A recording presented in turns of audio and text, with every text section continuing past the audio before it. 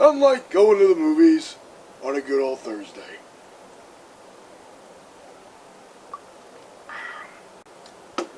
So, I finally saw the very mixed X-Men Apocalypse, the fourth Bryan Singer X-Men movie. Holy shit, he's done 4 of these now. Jesus. And this is the third installment in the X-Men First Class trilogy, which involves, of course, X-Men First Class and X-Men Days of Future Past. Yes, I own the Metal Pack Edition and the Rogue Cut. Still haven't watched the Rogue Cut yet, but I will at some point. I was very anxious about this movie. Now, the first trailer, I was like, oh, holy shit, this looks pretty solid. Looks really good. A lot better than Batman v Superman's second trailer. Then the second trailer came out. Then the third trailer. And the fourth trailer. Then we started to notice a little theme here. Why are they reusing Apocalypse's... Everything they've built will fall! And from the ashes of their world, we'll build a better one! Everything they've built will fall! Everything they've built will fall! And from the ashes of their world, we'll build a better one! Line in all these fucking trailers. Could it be that 20th Century Fox is extremely anxious about this movie? Could it be that they pushed Bryan Singer back into a corner? Could it be that Bryan Singer had to work with a complete clusterfuck of a film? And could it be that the very idea of releasing 2 X-Men movies, which, by the way, something that has never been done in the history of the franchise, was a stupid idea? Well, despite all these obstacles, and despite all this anxiousness that I was feeling about this film, I came out of X-Men Apocalypse smiling, loving this movie. Why? Because I love the X-Men film franchise. One of the greatest things I think that the X-Men film franchise has is that it's one of the only superhero film franchises of the 2000s era to not get a fucking reboot. Now, what are the consequences of that? Well, several different anthology trilogies.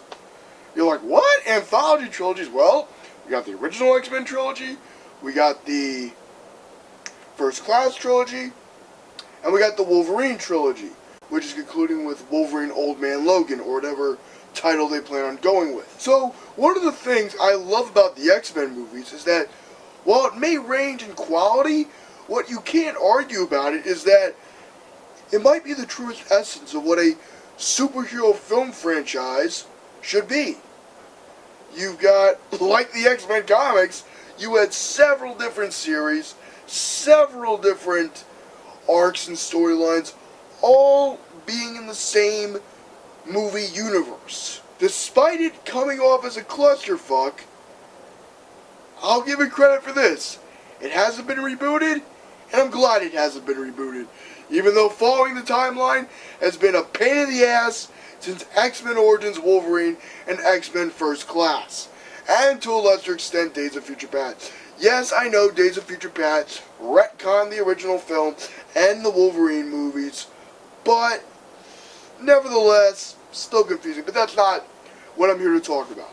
Okay, what Bryan Singer does best as a director is a character movie. His best X-Men movie is said to be X2, X-Men United, a very character-focused film. And he brings that same heart, that same passion, that same effort, that same love for the X-Men universe that he brought with X-Men 2.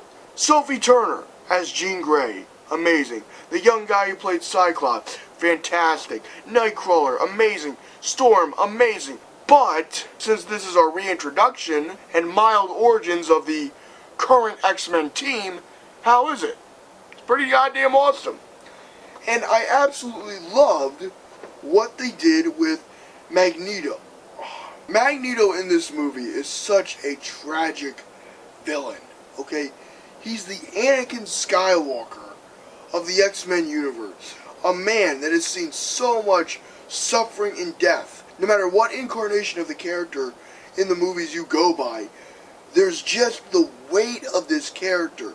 You understand Magneto. You empathize with Magneto. In this movie, it starts out with a very optimistic view of the world. It's 10 years after X-Men Days of Future Past. Right after, and in this timeline, mutants are becoming a little bit more accepted. But, as Mystique tells Charles later on in the movie, just because there's no war doesn't mean there's peace. And that statement rings truer than ever when an ancient mutant named Apocalypse comes out of the woodwork, comes out right from the depths of 3000 BC Egypt to reclaim, as he see it, his kingdom, to reclaim his mutant sons and daughters, and transfer his power into Charles Xavier. And Jesus Christ, this movie, if you're a fan of the X-Men film franchise, you are going to love this movie. Okay? If you're a fan of the X-Men film franchise, you will absolutely come out of this movie going, that was pretty damn solid. And one of the things that I found very interesting about this film was that it references Return of the Jedi. Now, of course, the movie does take place in 1983, and what's one of the most popular movies of 1983? Well, Return of the fucking Jedi. Now, the movie does reference it, but from a thematic level, this might be a bit of an analysis in my review. Normally, I don't really do an analysis in my reviews, but I'm going to make an exception for this one because it just rings so true to Magneto. Magneto in this movie can be seen perfectly as Darth Vader and Apocalypse as the Emperor. Magneto loses everything in this movie. He tries to start again. He tries to start a new life. He even starts taking Charles' advice straight to the heart. But after trying to be the good man, his fellow workers turn him in, turn against him. His wife and daughter are killed, and after so much loss, so much pain that he's gone through, he just breaks. Magneto breaks. He joins Apocalypse. He goes to Auschwitz, the place where he was tortured, and destroys it in rage. Now, as a Jew myself, I was going, yeah! But I could also just feel Magneto's pain in this movie. I think Magneto is definitely my favorite character in the First Class trilogy. Oh, by the way, they finally do Cyclops right. Cyclops is a fucking badass. Jean Grey. Jean Grey. Well, she's a year younger than me, so.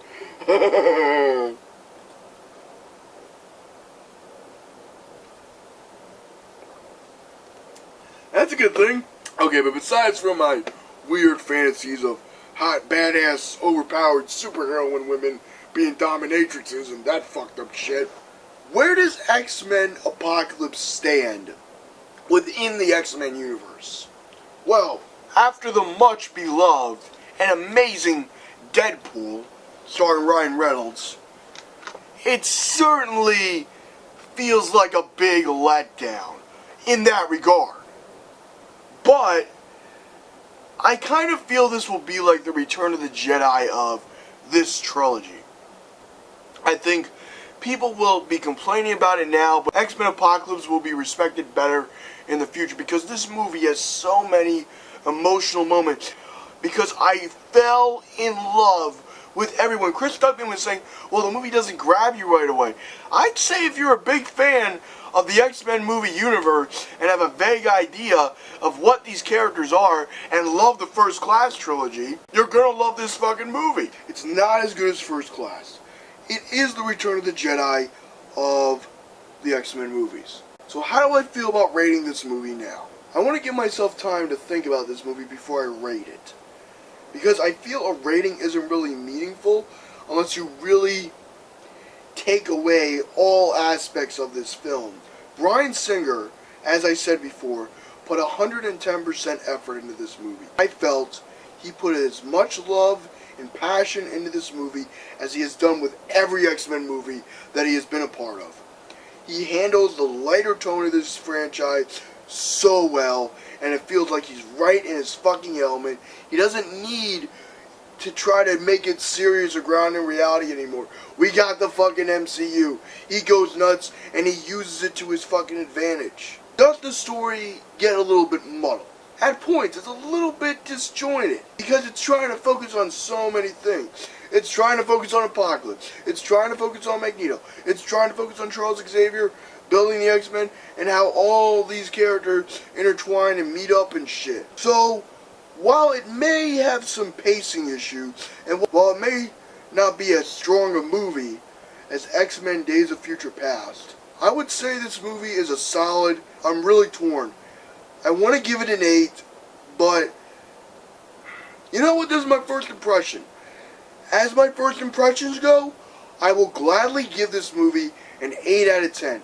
I cried so many times during this movie because Bryan Singer made me care about every one of these fucking characters. And maybe it's just because I'm so happy to see Scott back again, Jean back again, Nightcrawler back again. I will admit, though, that biased part of me that has been wanting to see these characters return might be overshadowing the flaws in this movie, but I think this is made for the X-Men fan base. Overall, the fans of the film franchise. From a critical aspect, it may have some faults. I don't think those flaws warrant the 47% on Rotten Tomatoes. Yes, it has problems. Yes, it's muddled. Yes, it had to juggle plot lines. But almost all the fucking superhero movies, except Deadpool this year, have had to juggle multiple plot lines. And I'd say this fits happily right in between